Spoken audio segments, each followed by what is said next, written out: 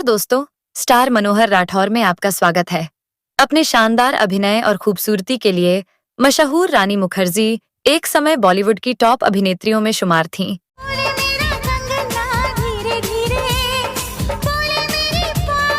उनकी करियर यात्रा में कई शानदार फिल्में और यादगार भूमिकाएं शामिल हैं, जिनके जरिए उन्होंने न सिर्फ दर्शकों का दिल जीता, बल्कि अपने अभिनय कौशल का लोहा भी मनवाया।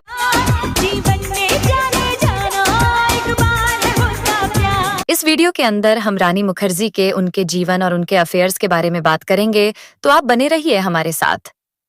रानी मुखर्जी का जन्म 21 मार्च 1978 को मुंबई में हुआ था।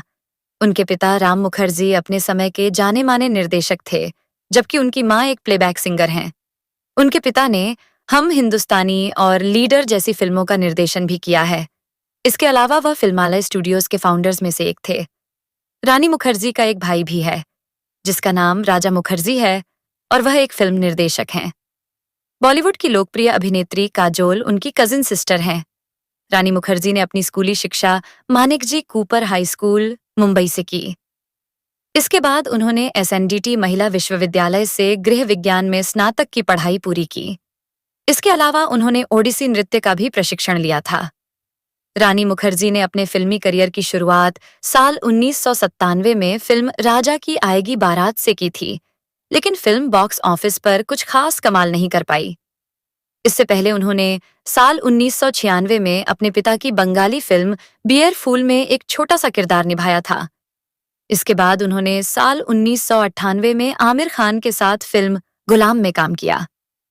फिल्म उतनी सफल नहीं रही, लेकिन इस फिल्म का एक गाना आती क्या खंडाला दर्शकों को काफी पसंद आया, और इस गाने की वजह से वह खंडाला गर्ल के नाम से मशहूर हो गई। साल 1998 में ही उन्होंने शाहरुख खान के साथ फिल्म कुछ कुछ होता है में काम किया।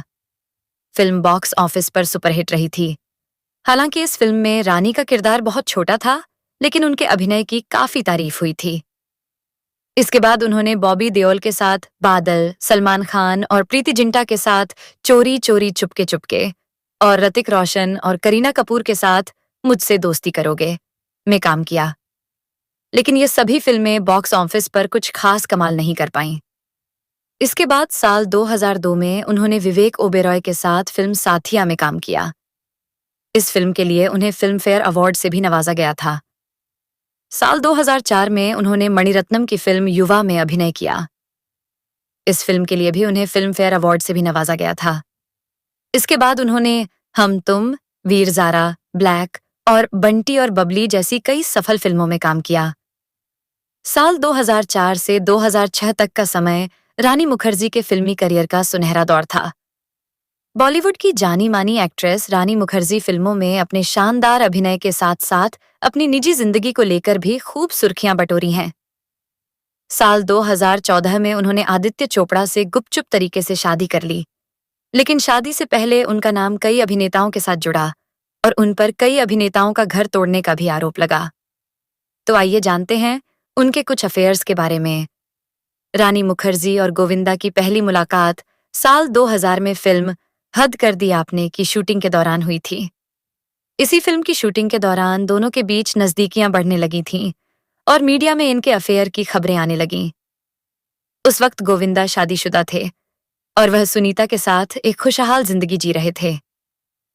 मीडिया की खबरों के मुताबिक एक बार जब एक जर्नलिस्ट रानी मुखर्जी से मिलने उनके घर गए हुए थे, तो रानी के रूम में गोविंदा को नाइट ड्रेस में देखा गया था। रानी की ऐशो आराम के लिए गोविंदा ने काफी खर्च किया था। दोनों का अफेयर इतना बढ़ गया था कि गोविंदा का घर टूटने की कगार पर पहुंच गया था। लेकिन जब सुनीता ने घर छोड़ने की धमकी दी, तो गोविंदा ने रानी मुखर्जी को छोड़कर अपना घर बचाना सही समझा। इस तरह दोनों एक दूसरे से दूर हो गए। रानी मुखर्जी और आमिर खान की पहली मुलाकात साल 1998 में फिल्म गुलाम की शूटिंग के दौरान हुई थी। फिल्मों के साथ साथ इनकी रियल लाइफ केमिस्ट्री भी कमाल की रही है।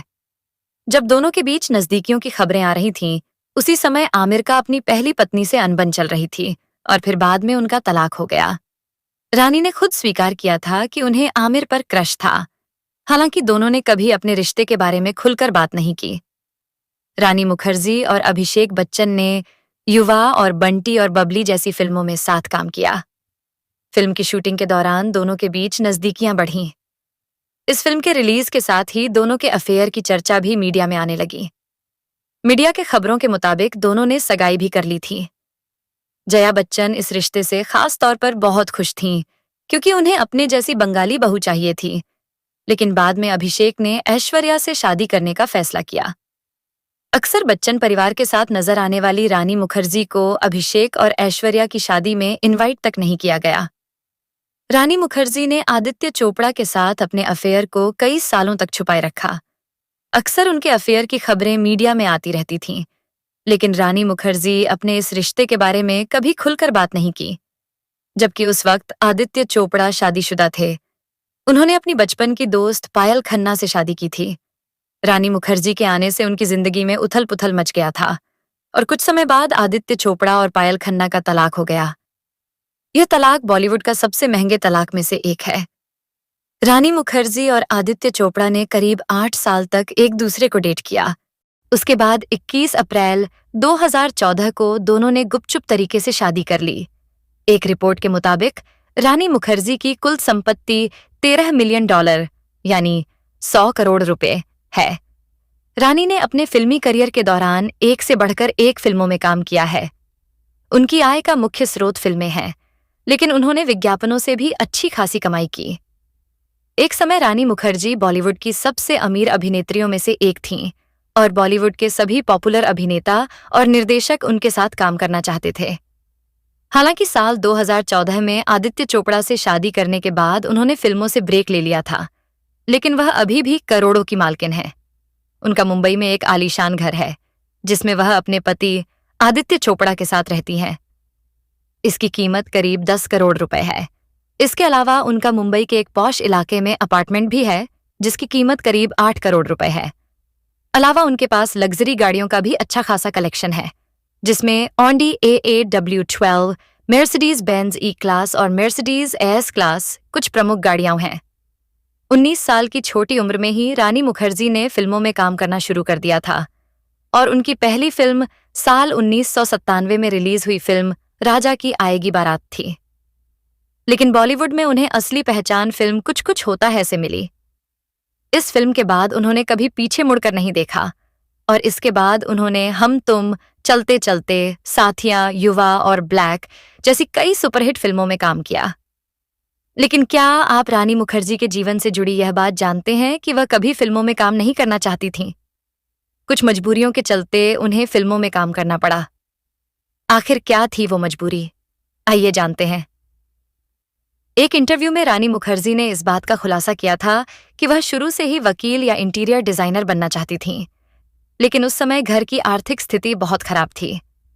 उसी दौरान उन्हें एक फिल्म का ऑफर मिला, तो उनकी मां ने कहा कि यह फिल्म कर लो। अगर सब कुछ ठीक रहा तो तुम आगे की पढ़ाई भी कर सकती हो।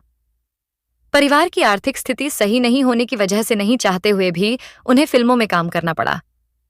हालांकि शुरुआत में उन्हें बिल्कुल भी इस बात का अंदाजा नहीं था कि उनके घर की स्थिति इतनी ज्यादा खराब है, क्योंकि उनके पेरेंट्स ने उन्हें जो लाइफ दिया था उससे उन्हें इस बात का कभी एहसास नहीं हुआ। रानी मुखर्जी ने फिल्मों में काम करने से पहले रोशन तनेजा से एक्टिंग की ट्रेनिंग ली थी। साल 1994 में उन्हें फिल्म आ गले लग जा में काम करने का ऑफर मिला था, लेकिन उनके पिता नहीं चाहते थे कि इतनी कम उम्र में रानी फिल्मों में काम करें। साल 2006 में उन्हें हॉलीवुड फिल्म द नेमसेक में काम करने का ऑफर मिला था और इसी दौरान उन्हें फिल्म कभी अलविदा ना कहना में भी काम करने का ऑफर मिला। इसलिए उन्होंने हॉलीवुड फिल्म नेमसेक का ऑफर ठुकरा दिया और बॉलीवुड फिल्म कभी अलविदा ना कहना में काम किया। वह एक अभिनेत्री होने के साथ साथ एक सामाजिक कार्यकर्ता भी हैं और वह अक्सर महिलाओं और बच्चों के मुद्दे पर खुलकर बोलती नजर आती हैं। काजोल और तनीषा मुखर्जी उनकी कजिन सिस्टर हैं, जबकि मोहनीश बहल उनके चचेरे भाई हैं। राष्ट्रीय फिल्म पुरस्कार विजेता अभिनेत्री देबाश्री मुखर्जी उनकी मामी हैं। तो दोस्तों, ये थी बॉलीवुड एक्ट्रेस रानी मुखर्जी की, उनकी फिल्मी करियर और उनके अफेयर्स के बारे में। तो वीडियो पसंद आया तो वीडियो को लाइक करें और हमारे चैनल स्टार मनोहर राठौर को सब्सक्राइब करके बेल आइकन जरूर दबा दें। तब तक के लिए गुड बाय।